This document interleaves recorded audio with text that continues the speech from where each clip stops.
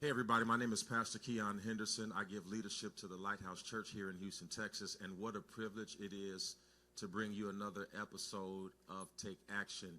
Today, though, I didn't come by myself. I brought some help, so I'm getting ready to let my help loose. All the fellas in the room, make some noise. Listen, we are here having Take Action. Today's message is geared towards men and the women that love them. So if you are a man and you need some help in certain areas, we're going to help you there. If you are a woman and you don't understand men, then this is going to help you as well. So typically I'm looking at you in the camera, but you may see me look to the left and to the right because there are a couple hundred men in the room with me today, and we've decided that we're going to come and help each other together. Fellas, y'all feeling all right today? All right, so if you got a Bible or you got an app, go to 1 Samuel chapter 17. 1 Samuel chapter 17.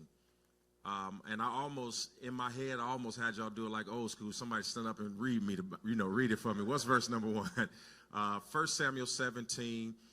This is a very familiar passage of Scripture. And still, those of y'all who are watching, we're still in the principles of the kingdom. We're dealing with men today because I feel a certain urgency. And we had an amazing men's event this weekend with Bishop S.Y. Younger, and we had men at the altar crying out to God. And so the next time you hear about a men's conference here at the Lighthouse Church, make sure that you are taking a part of it. All right, so everybody here, you already know, at least you're familiar with 1 Samuel 17, David and Goliath, right?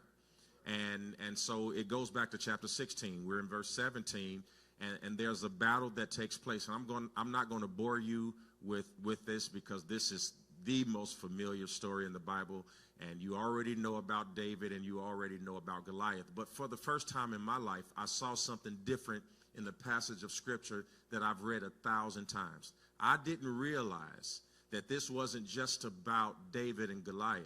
JJ, I found out, truth is David was having problems with his brothers. He was really it wasn't about the giant. It was about his brothers. And here's the deal.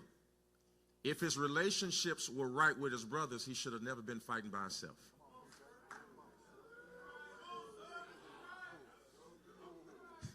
Because I don't know about you, the kind of brother I am, if me and you somewhere together and something comes to fight you, they got to fight us. Who am I talking to? Can I stand up, Jason? Can I stand up? I don't know where y'all got the camera at, but I'm good. Okay, now I'm just looking for my crew, and you can't fight my brother. And I'm there, and I'm going to sit back and watch. I'm going to find out what we was fighting about after we finish fighting. But in the meantime, I don't care I'm a preacher or not, we laying all that down. Like, I don't care if I'm a preacher, prophet, none of that. If you fight my brother, you fight me. Why? Because I am my brother's. So do me a favor and just let your brother know I'll fight whatever you fight. I'll fight whatever. Okay? You do the same thing online. You just type in the chat, I'm going to fight whatever you fight. So I found out that we got an issue here because we see David fighting by himself, and he got plenty of brothers. He's got plenty of brothers. And there is one brother that we at least know extra biblically that there is an adversarial relationship with, and that's Eliab. We do know there's a problem there. Why? Because when the giant came, he said, oh, you acting arrogant. You only down here to get notoriety. And now David's the youngest brother. So what David should have been saying is, no, I'm not down here to get notoriety. I'm down here, big brother, because you ain't take care of it before me. And so it is the responsibility of every gentleman in this room, everybody above 40, look at somebody below 40, and you tell them, I'm going to kill the giant before you get there. Don't be scared to tell your age. Now, come on now. Y'all some of you are like, you look older than me, bro, so I ain't got nothing to say to you. Just look at your brother and say, I'm going to take care of Goliath before you get here. Eliab is frustrated. He's frustrated. And let me tell you what frustration really is when it comes to brothers. Because brothers, we ain't really frustrated with each other like that. You know what it really is? Jealousy. Because me and we don't handle this well. We always talk about, I ain't jealous of nobody. I'm good. I'm secure. The truth is Eliab is jealous of David because Eliab believes that he should be the one. Why? Well, you got to understand, when Samuel came to the house, he was the one that was presented as his father's option to be king. And when Samuel gets there and he sees Eliab, watch this, and this is what most men can't handle. You ain't the one. Oh, come on, fellas, holler at your boy. You see, Samuel like, yeah, you taller and you handsome, but you ain't the one. You ain't the one. And I don't know who this is for, but sometimes you're going to have to be okay with not being the one. Because you don't understand what battles you won't have to fight if you stop always trying to be the one. You ain't the one. Just tell your brother, I ain't the one. I wanted her, but she ain't want me. I wasn't the one. And you don't even know what trouble you saved yourself by not being the one. You ain't the one. And the one is the one that nobody expects to be the one. See, that's what you got to know about yourself, is that you not being chosen up front doesn't mean you're not God's choice. Your business not being big now doesn't mean it won't be big. Your company not being profitable now doesn't mean it won't be profitable. All of the things that we've been talking about all day, it doesn't mean that you are not the one initially, because sometimes God blesses the one who is the one eventually. And David is the one. And his brother says, you got a bad spirit, you are arrogant, and you are jealous, and you think that you're all of that, you got all of these issues. Now, well, we all know that if it's one thing David wasn't, is arrogant. And we all know. Now, he was a whole lot of other stuff. Now, let me tell you how bad David was.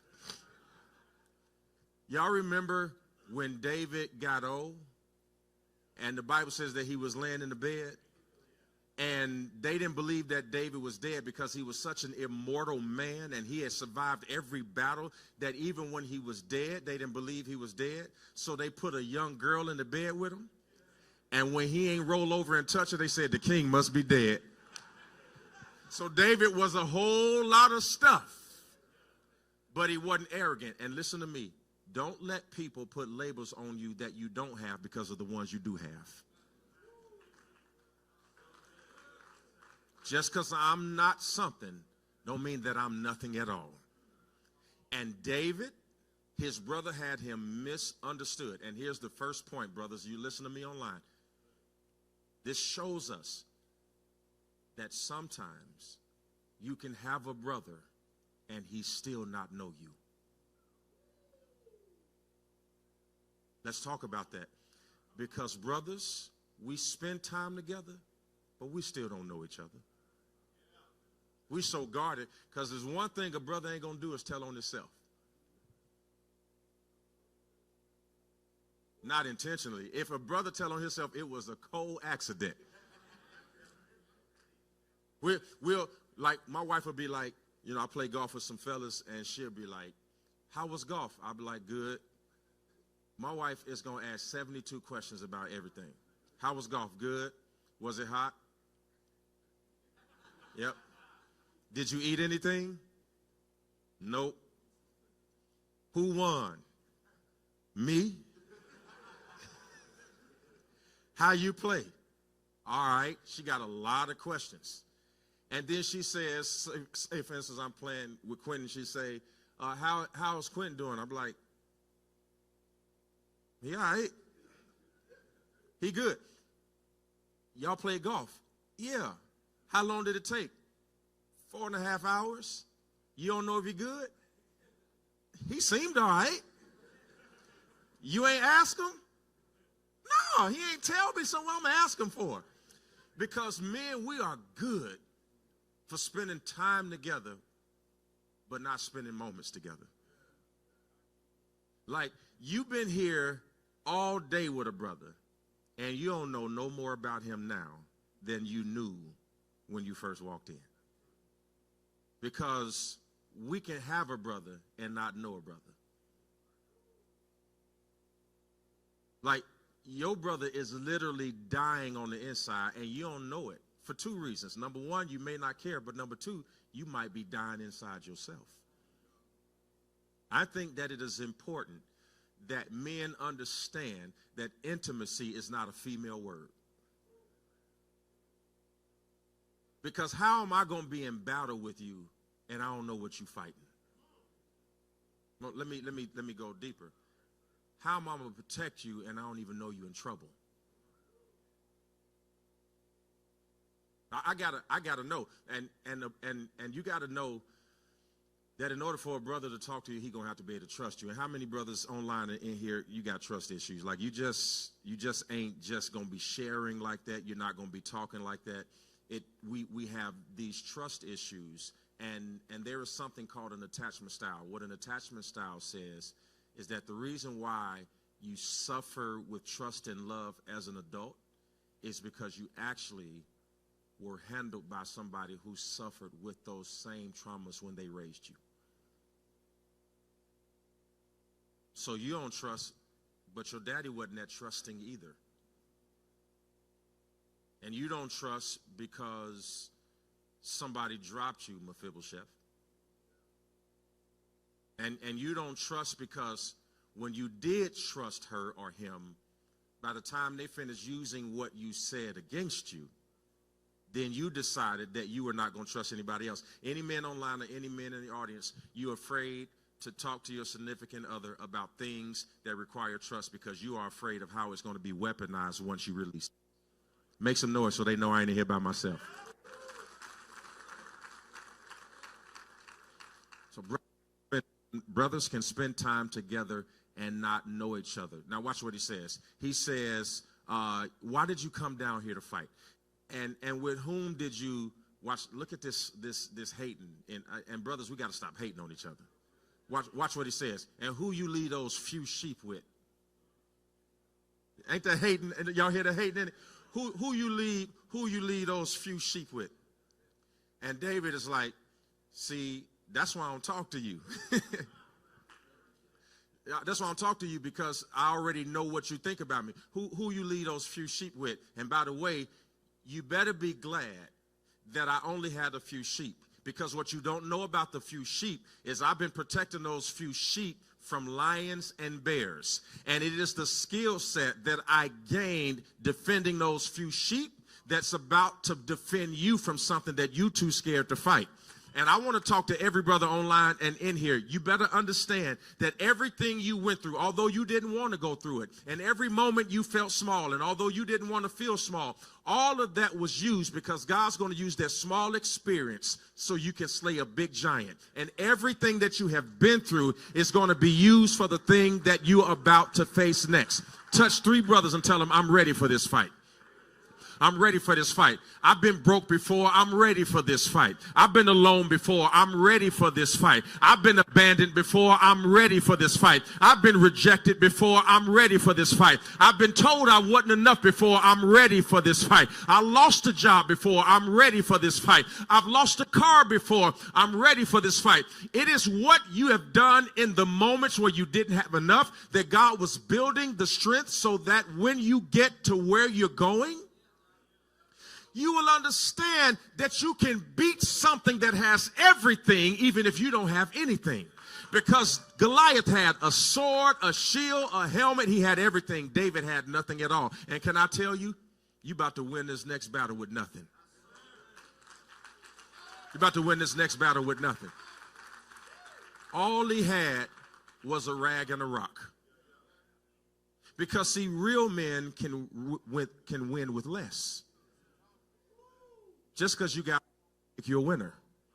Just because you have a lot doesn't make you a winner. Real men can win with less. All he had was a rag and a rock. And what he learned in his rough times was getting ready to help him in this time. Could you imagine Goliath comes, and I want to talk to brothers who recognize, listen to me, that in your next battle, you're going to have to refuse something.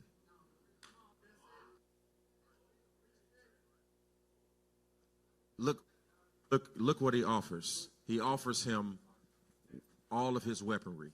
You want my shield? You want my sword? You want what I have? Let's eat playing field. I'm gonna give you what I have. I'm gonna give you what I have. So let's talk to men today about going into the season where you have to learn what to accept and what to refuse. He says, I don't want anything that you have. I don't want anything that you have. I'm going to use what God gave me to win this battle. Do me a favor, just tell your brother you have enough. Well, tell him again, you have enough. Watch this, because this is going to strike a chord with some brothers, if you're honest. This was probably either David's or Goliath's first time recognizing that size don't matter.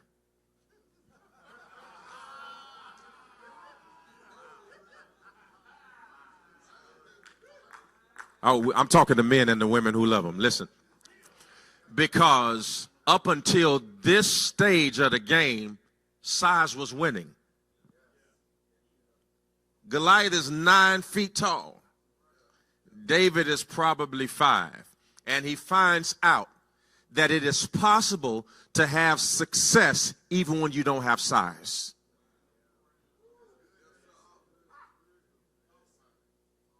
Because I know I'm talking to men online and in this room that when your opportunity, your business, your perspective, the way people see you, when it isn't big, you suffer with self-confidence. Because we've been taught that size matters. The big job, the big car, the big title, the big this, the big that. And I'm just telling you that you can win before you're big.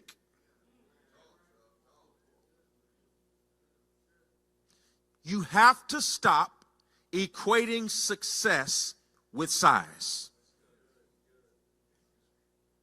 If you have 3 employees and you turn a profit and somebody has 100 and they're in debt, who won? The person with the size or the person with the strategy? Can you do me a favor? Over this next season of your life, can you work on your strategy and not your size?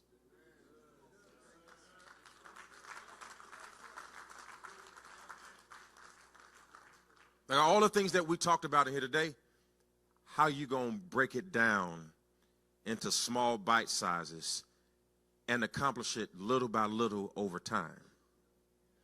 And not try to outdo anybody, because size is not an indicator of success. Strategy is. Does this make sense to anybody in here today? How many of y'all online brothers in the house agree with if it ain't big, don't nobody want it? Like if you don't make a whole lot of money, they ain't too interested. If you ain't got the best car yet, they looking at you funny. Y'all ever seen those parodies online where the dude go try to talk to the girl and she see that he got on some raggedy clothes and she like, and then go outside and see he driving a Lamborghini, talking about, where you going? Not with you. Because you were looking at my size. You didn't understand that this is a strategy, that I dress like this so that I don't attract people who want me for what I have. I'm looking for somebody who want me because of who I am. Are y'all listening to me? So Saul doubted David. His brothers doubted him. Samuel doubted him. And this is what I learned. A lot of men struggle because all your life you just have to deal with doubt. Everybody doubts you. And what happens when everybody doubts you? You start doubting yourself. Raise your hand in here if you've ever had a season where you doubted yourself.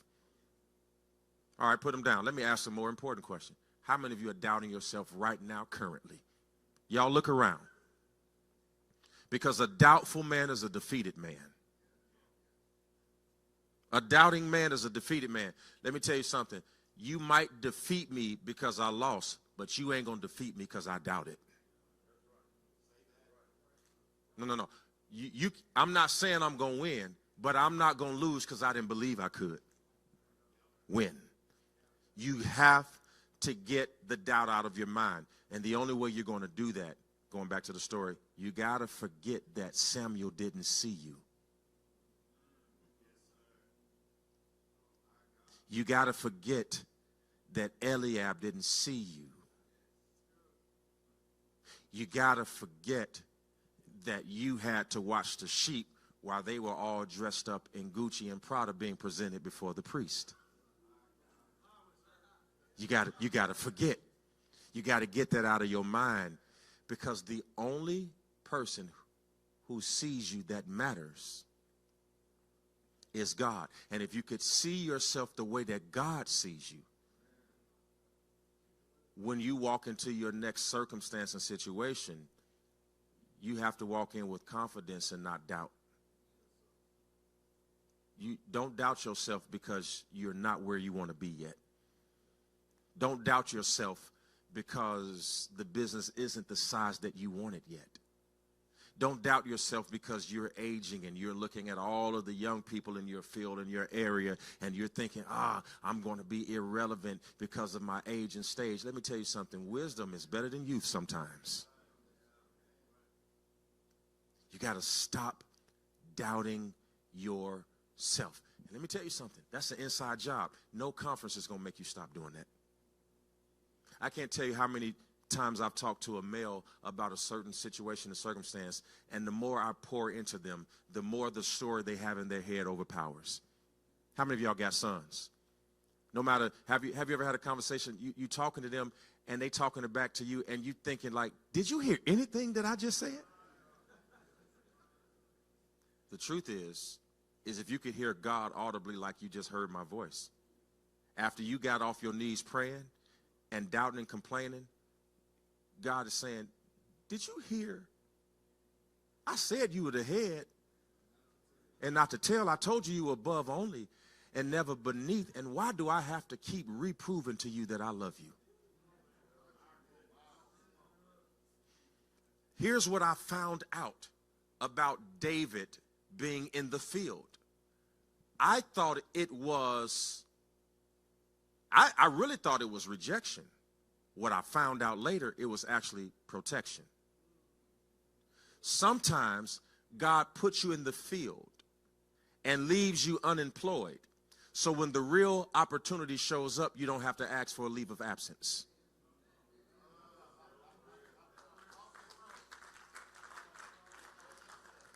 Some of y'all too busy for God to come get you. You ain't got no time. If he came to get you, by the time, and I know, watch this online. Every man will agree with this. Everybody calls you to do everything. You ain't no mechanic, but they need you to fix their car. You don't know nothing about no washing machine, but when it stopped working and it still got water in it, they calling you over there. You don't know nothing about no hot water heater, but you in the attic sweating, trying to get that flame back on. Y'all talk, and it's electric, and you looking for a spark, but that's a whole nother conversation. Some of y'all got daughters. The only time they call you is when they crying. Some of y'all got sons. The only time they call you is when they need some money. Some of y'all have spouses that are walking around all day long saying that everything is okay, but the moment they start talking about 9 months. I thought we was okay. Where all this come from? For those of y'all online right now, we ain't even turning the camera in, because this is what every man here just did. So you got David, and David is like, all right, this is my fight. I'm going down here. I'm going to do it by myself. I should have some brothers helping me, but I don't have none. I should have some brothers helping me, but I don't have any. And I'm going to give you, real quickly, and I want you to write these down, 10 things that I think that every great man should have.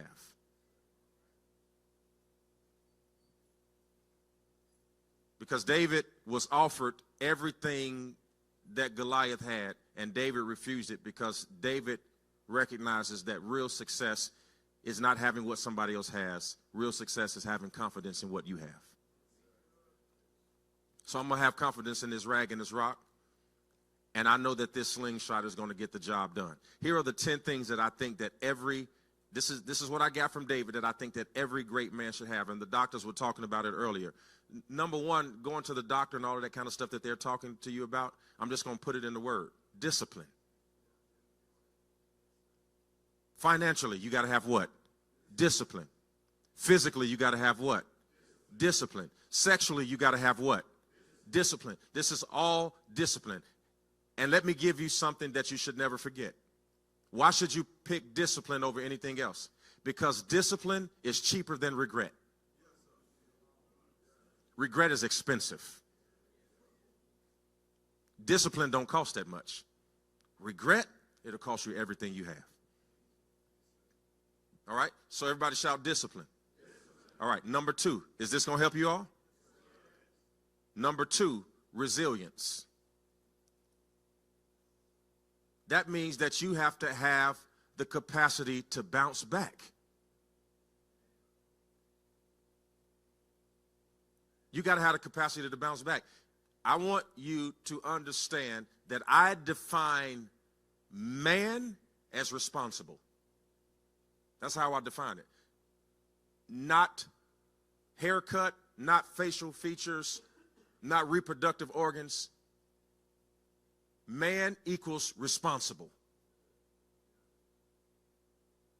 Resilience. Fight back. You get knocked down, what you gonna do? Get up.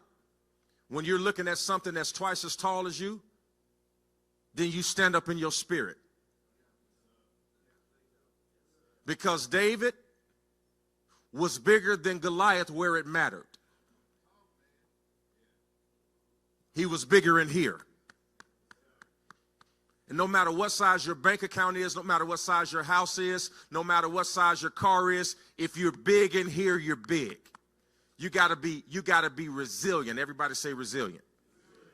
Number 3, and this is a huge one. This is why David was able to win, is because he had emotional intelligence. Here's one of the misconceptions about men that women say about us: we have no emotions. That's not true. We just don't trust you with them.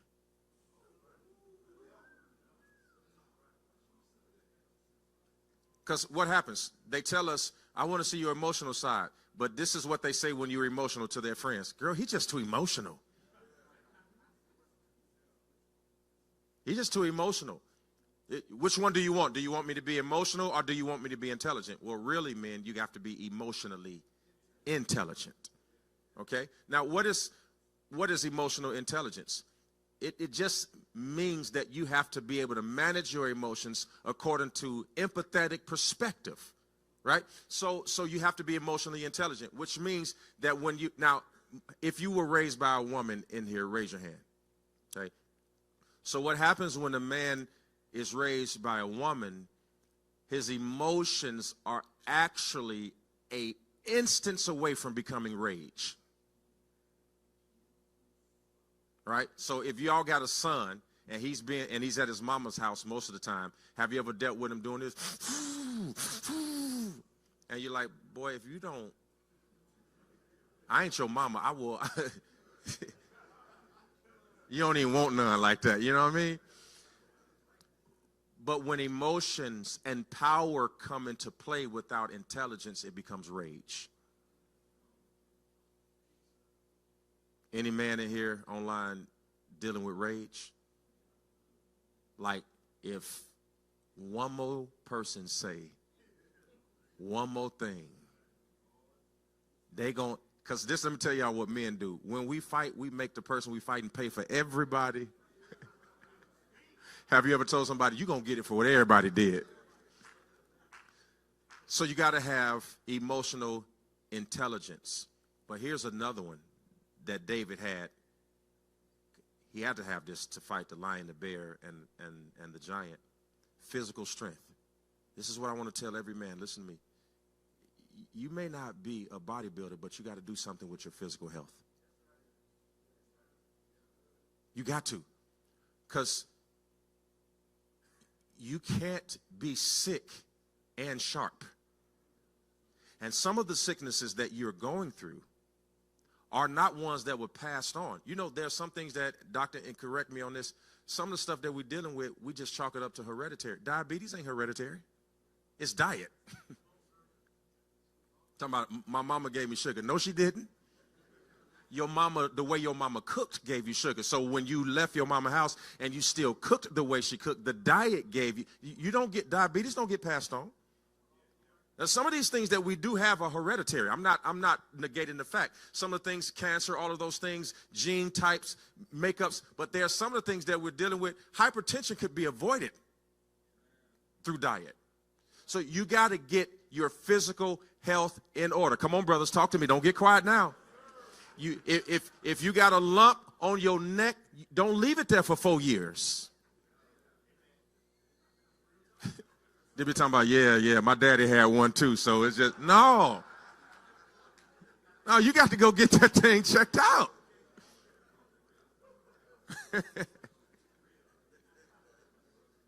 Yeah, man, that's just running the family right here. I want you to get your physical endurance up. All right, so this is what you do with physical endurance, because some people hate to work out. Where that physical trainer at? Is he still here? Don't start off with somebody like him.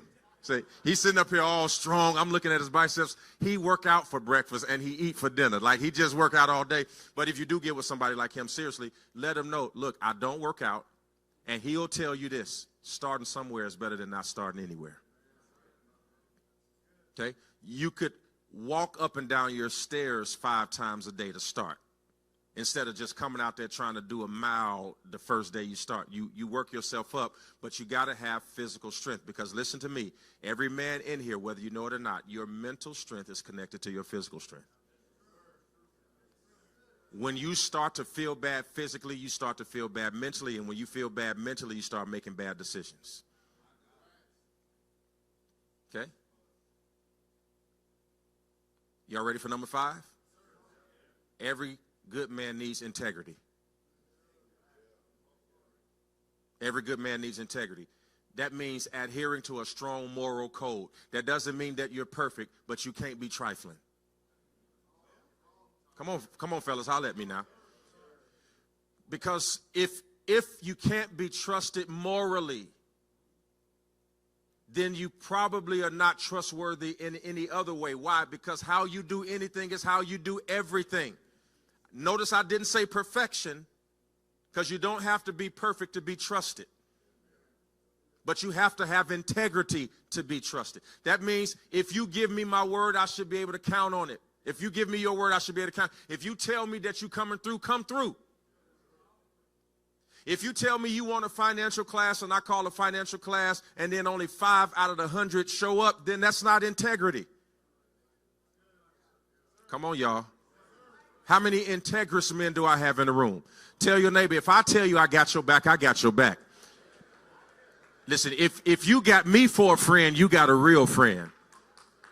I'm not jealous. I don't want what you have. All I want is what God has for me. So if I got your back, you got somebody who got your back. All the men with integrity shout in this place and online. All right, with integrity, number 6 comes courage. There ain't nothing worse than a scared man. I ain't say don't have no fear, but don't be scared. You got to have some courage. I'm going to give you some advice, and I know the women ain't going to like it, but they ain't here. They ain't online. Fellas, there are some things that are going on in your house that you need the courage to speak up about.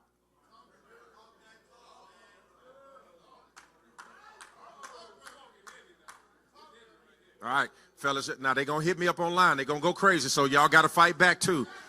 Because they got you all scared sexually, because if you speak up, then you can't have sex temper yourself, go to the Lord, do what you got to do, but don't let sex keep you from speaking up about what's right in your house.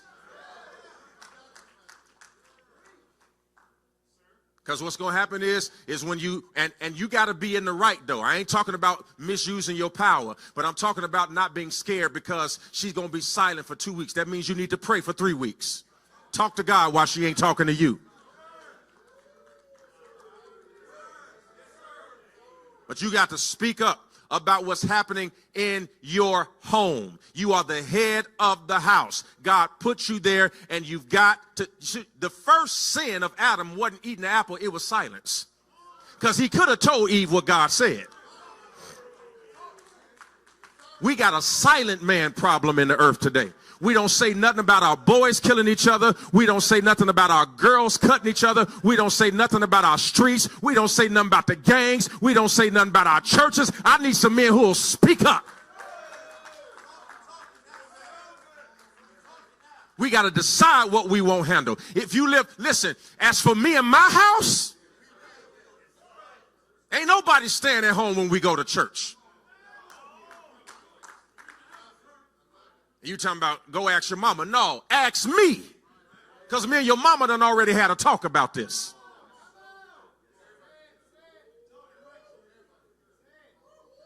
We need courageous men.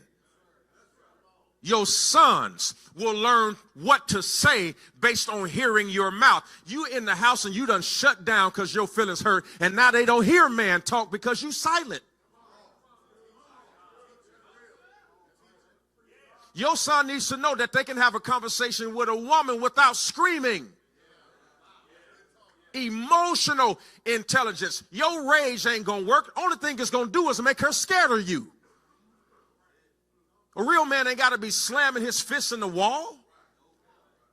The only time you got to fight to be heard is because you wasn't talking when it wasn't a fight.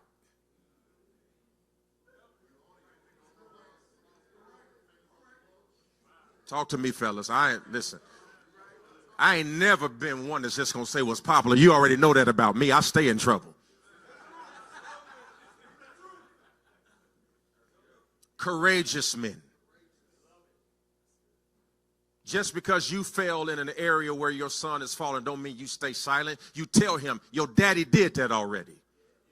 And here are the consequences if you don't correct your actions. You don't just sit back and say, well, I ain't perfect, so I can't say nothing. Sometimes you got to be a loud, imperfect daddy. Oh, see, because we allow our mistakes to silence us. Sometimes you have to be able to say, son, I can't do it myself, but I ain't going to watch you do it. Everybody say courageous men. Do me a favor. Give another brother a pound, a high five, and say, I speak courage in your life. I speak courage in you physically. I speak courage in you mentally. I speak courage in you emotionally.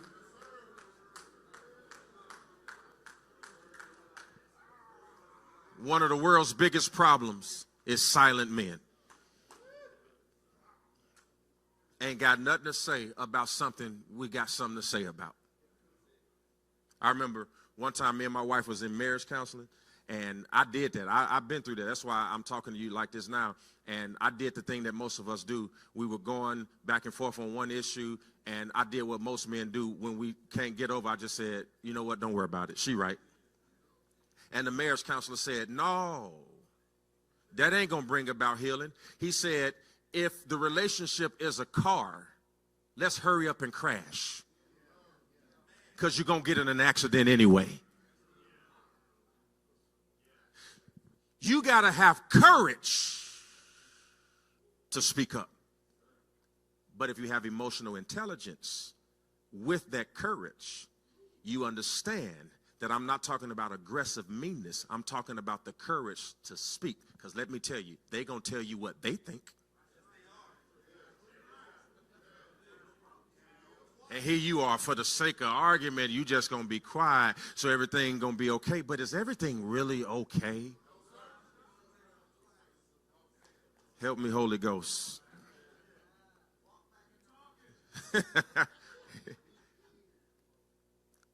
After you get the courage, You want me to tell you what makes courage attractive?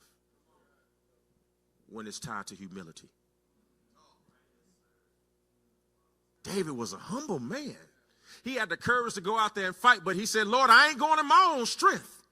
If you don't help me, I'm going to lose. See, courage without humility is a death sentence. You got to be humble. That means you got to stay grounded. Just because you made $100,000 last year don't mean you get to be arrogant. Just because your watch costs $30,000 doesn't mean you get to treat people any kind of way. See, because men, look at me, fellas, we have a tendency to think that the more we do for you, the worse we can treat you. Did that hurt? It hurt. Yeah, I did all of this. So what you talking about? I'm the one. Do you understand that providing is not a love language? Just because you bought her car don't mean she got to listen to you. Just because you paid the mortgage doesn't mean she has your courage, humility, emotional intelligence. All of that garners the respect. Now, any good woman is on the other end of the stream right now talking about, tell them, Pastor, go ahead, because this is what they've been trying to tell us the whole time. But here's what I do know. This is what I do know. Sometimes for some people, you can bring this wrapped in a bow, it still won't be accepted. Because I know I got fellas in the room like, you don't know my woman. I hear what you're saying, but you don't know who I've been with. But the Bible says that when we are dealing with somebody who is wayward, we win them to Christ through our consistency. Listen to me. Doing this to be manipulative won't work. Doing this so that you see a change by your birthday next month won't work. Being this consistently and not changing it, even if her reaction isn't what you anticipate, is how you get through this. Oh, God, help me in this place today. Online, I need y'all because I done lost my boys. They was with me when we started. Y'all still here? Well, say something then. Where you at? That's what I'm talking about then. Holler at me then. That's who I want to be in the fight with. That's what I'm talking about. Humility. Number 8. Ooh. Uh-oh. You ready? Because we in here together. Struggling with accountability. There it is. There it is. Accountability. Taking responsibility for my own actions and decisions. Instead of always blaming somebody else. Well, I'm this way because my daddy. Well, this is what I've never understood. How am I this way because of what my daddy wasn't, but I am not good at what he was good at? Accountability simply means I chose to be like this because I had other options and I had other mentors and other figures that could have led me a different way, but this was the path of least resistance. Because my father, to my knowledge, was not financially astute, but it didn't mean that I was going to grow up and squander what I had because I didn't have an example. My father had 5 different children that I know of with 3 different women. All of my child is with one person. So I could have said, I got children everywhere because that's how my father was. You get to make a decision about what you do. My father didn't raise me. I ain't missed a day in my child's life. You get to decide what you want to do. My daughter is at the house waiting on me to get home now. And she don't even live with me. You know why I came in here yesterday at the time I came in? Because I kept my commitment to pick her up from school first. And she goes to school in Richmond. I went to Richmond to pick her up, took her back to my house, and then drove another half hour here because I was committed to her and you. And you can do both at the same time if you have accountability.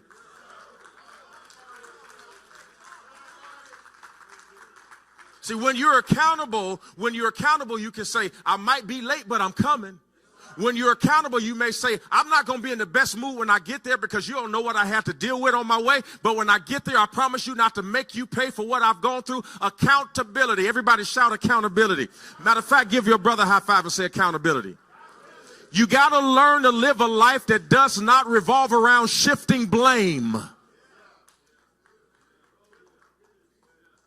Don't tell me men don't want to be delivered. I got men in here right now that are not with their head is not hung down. They're not in his sad. I speak against every spirit that says men don't want to grow. I speak against every spirit that has given up on the male species. I come up against every lie on the internet and every person who has already said that men are not worth the time. We've got a few hundred men in here and a few thousand online that by the time this word sinks into our heart, we're going to change the generation. You're going to see an alteration in the way we show up in the world. And eyes have not seen and ears have not heard. You can't even imagine what God is about to do in the life of the men who have their hands raised in the air saying, Goliath, bring everything you got, but I'm going to be accountable. I'm going to be responsible.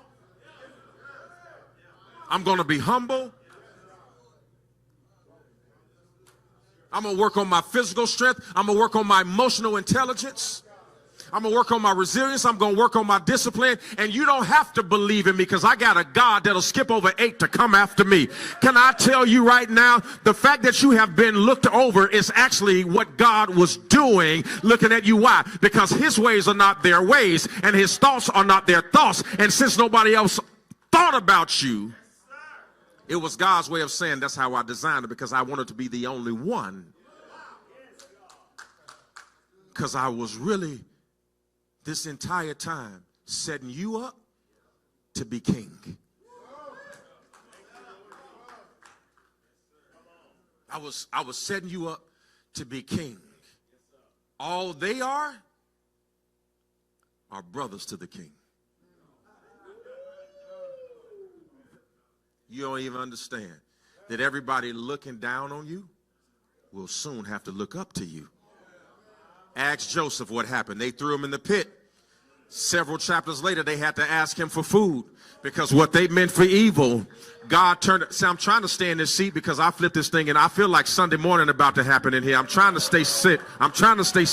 But what they meant for evil, God is going to turn it around for your good. Slap your neighbor and say, God's going to turn it around. Everything that my daddy didn't do, God's going to turn it around. Everything that I didn't see growing up, God's going to turn it around. Every trauma that was in my life, God is going to turn it around. Every time I cried a tear, God's going to turn it around. Every gun I ever held in my hand, God's going to turn it around. Every amount of drug I ever sold, God's going to turn it around. I'm speaking to people in here who have felonies and records. God's going to turn it around. Matter of fact, I was speaking to a man in here who has been in prison since he was 17, and now he's 43 years, and I speak money in your business. Why? Because God's not going to let your past hold you down. I speak it in the name of Jesus that God has mountain men who are going to stand up in this place today and recognize that you can be what you did not see. You can do what you've never had, and God's going to raise up a generation in this church that's going to change the trajectory of your future. Give your neighbor a high five and say, I'm talking about you. Let me sit my butt down. Which leads me to the next point. Everybody shout leadership. Don't just be a male, be a leader. Be a leader. Be a leader. Lead your house. Lead your family. Can I talk? Oh, God, help me. Can I talk to men in here who got baby mamas and your children don't live with you?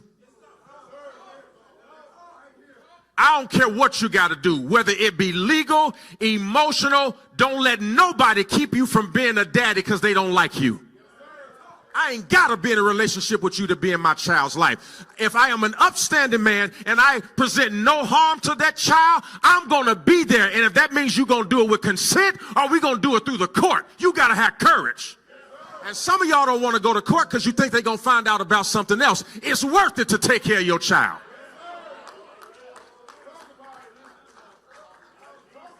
Your children are suffering because the thing that they need is in you. But you don't have the courage to fight back because she's so persistent you feel defeated. I speak supernatural strength for you to fight for your children. I speak that although she know how to fight better than you, that God give you a feed anybody who keeps you out of your child's life because they're disenfranchised by how y'all broke up. And let's just go on and be honest. Everybody say accountability. Yeah, I didn't treat you right, but I didn't date my child. I didn't treat you right. You're right. I broke your heart. I did everything you said that I did, and I'm still here for mine.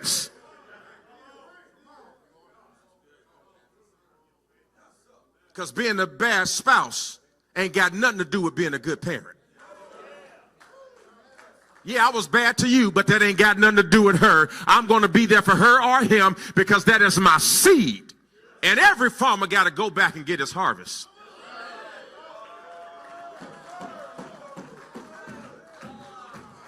If you don't go back and get your harvest, it's the equivalent of leaving your harvest in the field. Somebody gets free food, and that's why they're eating on your daughters and eating on your sons, and spirits are feasting on them because the farmer has not gone back to get the harvest. Slap your brother and say, go get your child. I hope I'm firing you up. Go get your son before the gangs get him. Go get your daughter before sex get her. Go get your child. Whatever it costs. And no matter how long it's been.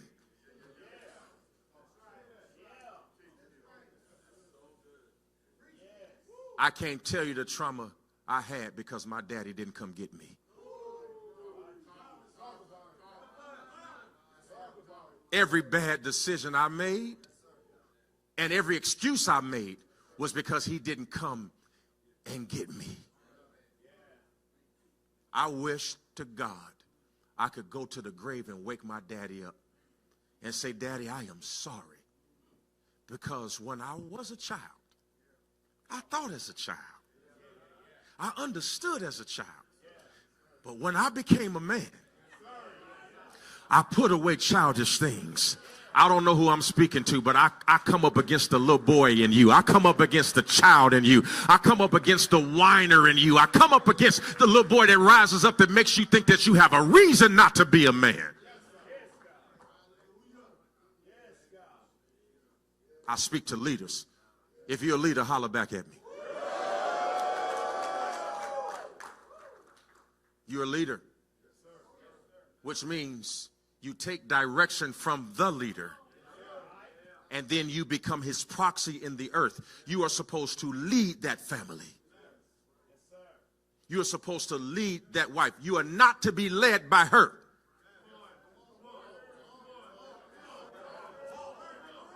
I don't care if she make more money than you. You still the leader. The position was never allocated to the paycheck. It was divine order. Y'all don't want to hear it because you ain't got no courage. You scared she gonna say something. You're a leader. You're supposed to be out front. You're supposed to be in charge with compassion and humility and accountability. I didn't say be a dictator. I said be a leader.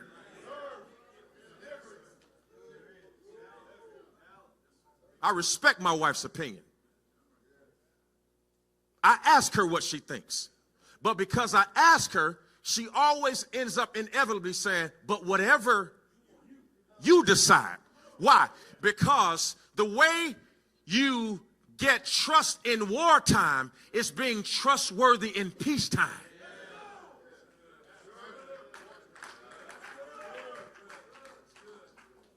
Which means you got to know when to hold them and when to fold them. You got to know what's worth fighting about, and you got to know what's worth. And you got to decide whether you want to be right or whether you want to be successful. Because one thing we always doing as men is we're always logically trying to explain why things ain't right. And this is what she hears when you're talking. Blah, blah, blah. She don't hear nothing you saying. You spending all of your time talking to somebody who doesn't even speak that language. Which is why you've been having the same conversation for so long. Be a leader. You got to be a leader. Everybody say leader. I'm going to give you this last one. And this is what every man got to be. You ready? Adaptability. You're going to have to learn to adapt, bro. You're going to have to learn to adapt. You're dealing with a lady whose father worshiped the ground she walked on. And you don't believe in that. So now, that's why she go to her daddy every time. When you could simply adapt. Because you must understand that every person accepts love based on how they was loved as an infant.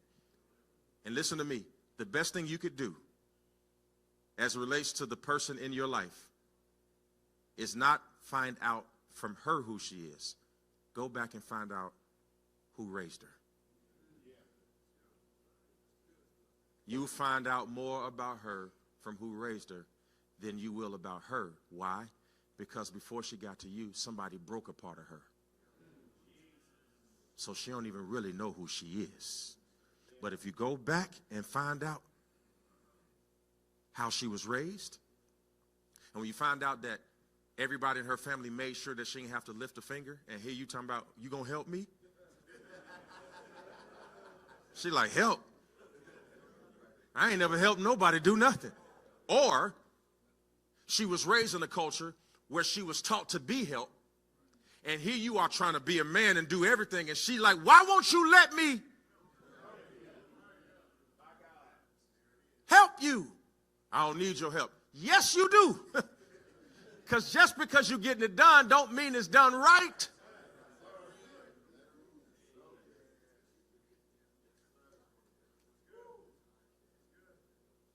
David didn't win this battle because he had a slingshot in the rock. He won it because he was adaptable to know I can fight lions, bears, and giants. And I know you don't fight them all the same way. The Bible says that he took that rag and that rock, hit that boy right in the center of his head. But don't miss this. Go back and read your Bible. The Bible says he had 5 smooth stones. I mean, he took a Glock and an extra clip. Boy was ready. I know I got to speak y'all language. Y'all don't throw no rocks, but you know what I mean. You got me? Why did he bring 5 stones? Because Goliath had brothers. Now, what should have been happening is all of Goliath's brothers should have been out there with all of David's brothers. Now David is in a position where he got to fight his enemies and all of his brothers because his brothers didn't show up to help him fight. I want to know, is there at least 4 brothers that'll tell another brother in here, if you go to battle, you don't need but 1 stone, because I'm bringing 1.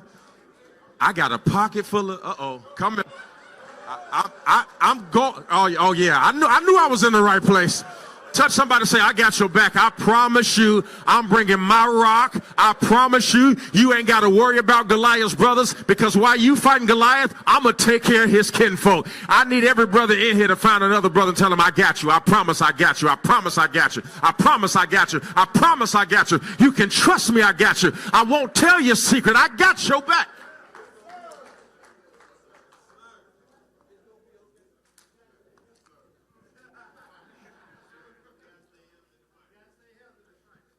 You got to be healthy to fight. You got to be healthy to fight. You got to be humble to fight. You don't think that, say it again? What you say? I don't know, tell me. That's right. He do say that all the time. Everybody has some, like I was telling him one time, big old strong dude came up while I was in college. He wanted to fight. He was bigger than me. He was bigger than me. He was a senior. I was a freshman. And he came up talking about what he'd do to me. And then this is what he said. He said, I'm from Chicago.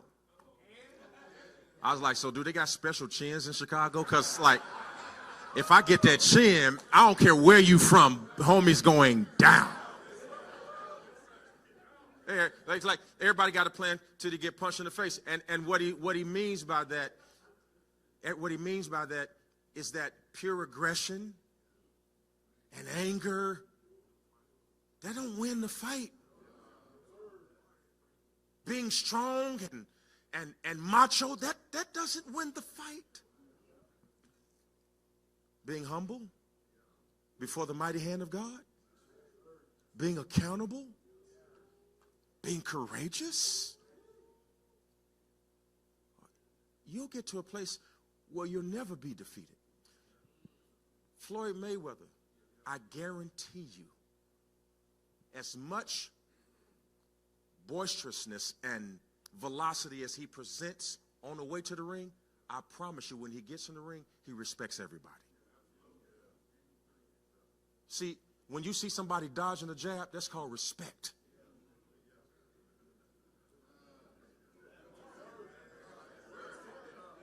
No, you can say whatever you want, because if you wasn't scared of it, you just eat it. The fact that I'm defensive is respect. You got to respect your opportunity. That's all we came this weekend to tell you. Be adaptable. Be humble. Be courageous. Be prayerful. Be a leader. We should be able to redefine what manhood means for a generation that hasn't really seen a real man in a long time. And I'm not being funny nor facetious, but when our boys look online, they don't see a whole lot of men taking care of their responsibilities and standing up for themselves and being prayer warriors at the same time being a husband. It takes a lot to be a man. And we let society talk us out of our job. I'm talking to you online and those of you in this room. If you're ready to be a kingdom man and you're ready to stand up against all the odds, even if you haven't seen it yourself, even if you don't even have a blueprint, just meet me right here because I'm going to pray for you. I'm going to pray for you. And we're going to wrap it up. Thank you, Pastor. Like, honest to God, I'm going to be honest with you. I believe this too. It's harder to be a man today than ever been before. It's hard, man. It's hard because truth is, don't nobody really believe in you like that no more. And this is how they come up with the reason. When they count the points of the trauma that they've been through, then they point back at us and say, you see why we don't? So when you think about all of the men who've abused their power before you, and then here you come up trying to be upstanding, they like, yeah, but it's going to take me some time because let me tell you what I've been through. So it's like Doc and the trainer. I was up here listening to him. Do you know how many people don't trust his information because they got bad information? Think you use the term self-diagnosis? You know how many people think they know what they got? Or the trainer, I got a trainer. Even when I can't, this is how you know my trainer cares about me. Even when I can't go to the gym, he texts me to work out. Hear me? And when he texts me to work out, obviously there's no charge because I ain't in the gym with him.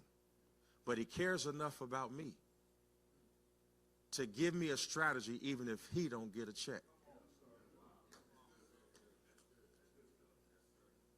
So all it does is it makes me want to get to him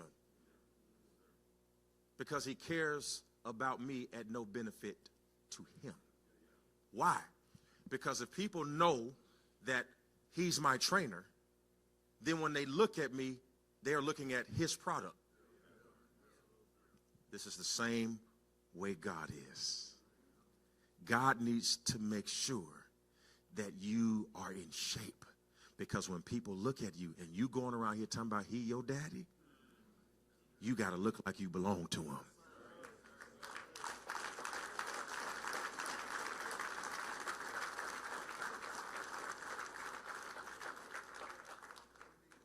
I'm praying for you, because don't nobody know what it is to be a man but a man. I don't think that a woman can tell you how to be a man no more than we could tell a woman how to be a woman. So we say to you women, we'll leave women into you, and you leave men into us. And we're going to figure it out through prayer, fasting, a lot of mistakes, some hard knocks, some grace, but some character and some morality. And you'd be surprised what will happen in your life when you stand up for it and decide enough is enough.